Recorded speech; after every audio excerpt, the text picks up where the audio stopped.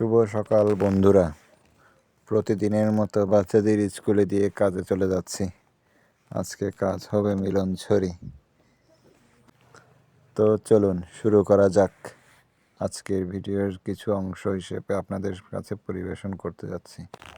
School থেকে বের হয়ে বাজারের মধ্যে দিয়ে সাঁই সাঁই করে বালাঘাটা বাজার হতে বান্দরবনের উদ্দেশ্যে রওনা দিলাম।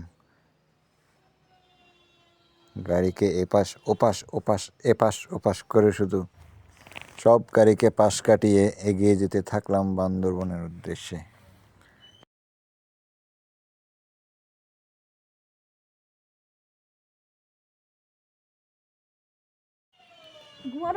দেখতে দেখতে চলে আসলাম বান্দরবনের সাঙ্গু ব্রিজ।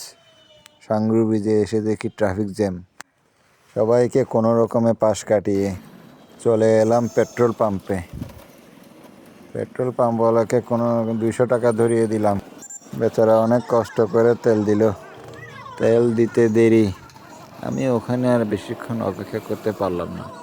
আবার গাড়ি স্টার্ট দিয়ে ছুটে চললাম গন্তব্যের উদ্দেশ্যে।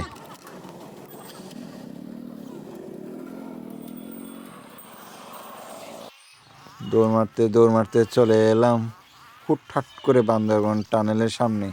ওমা, দেখি একজন সামনে দাঁড়িয়ে আছে। ভয় না পেয়ে এগিয়ে গেলাম। যদিও আমার কোনো ডকুমেন্টের সমস্যা নেই, কিন্তু ভেতরে ঢুকে একটু পরে যখন অন্ধকার হয়ে গেল, আমি তো অবাক। যা হোক, ভয় পাওয়ার কিছু নেই। একটু পরে আলোর মুখ দেখলাম।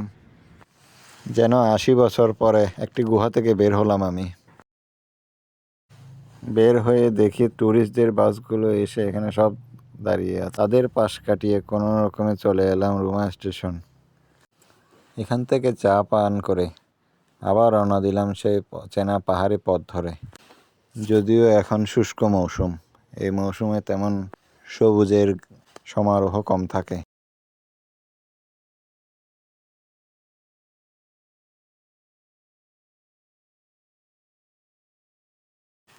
বক বক করতে করতে চলে এলাম কাজের জায়গায়।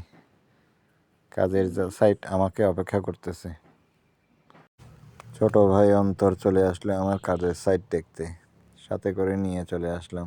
বেচারা আমার সাথে নাকি সারাদিন থাকবে। কাজের সময় ঠাস ঠাস করে কয়েকটি ছবি তুলে নিলাম।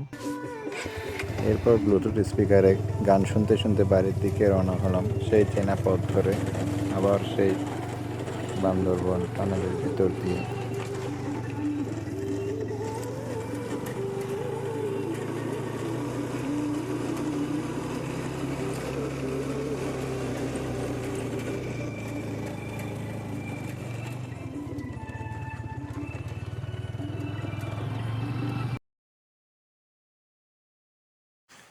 ভালো লাগলে লাইক, কমেন্ট, শেয়ার করে দেবেন। আর নতুন কোনো আপডেট পেতে সাবস্ক্রাইব এবং ফলো দিয়ে রাখুন।